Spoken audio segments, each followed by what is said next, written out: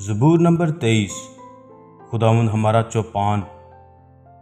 خداوند میرا چوپان ہے، مجھے کمی نہ ہوگی۔ وہ مجھے ہری ہری چراگاہوں میں بٹھاتا ہے، وہ مجھے راحت کے چشموں کے پاس لے جاتا ہے۔ وہ میری جان کو بحال کرتا ہے، وہ مجھے اپنے نام کی خاطر صداقت کی راہوں پر لے چلتا ہے۔ بلکہ خواہ موت کے سایہ کی وادی میں سے میرا گزر ہو، میں کسی بلا سے نہیں ڈروں گا، کیونکہ تو میرے ساتھ ہے۔ تیرے عصا اور تیری لاٹھی سے مجھے تسلی ہے۔ تو میرے دشمنوں کے روبرو میرے آگے دسترخوان بچھاتا ہے۔ تو نے میرے سر پر تیل ملا ہے، میرا پیالہ لبریز ہوتا ہے۔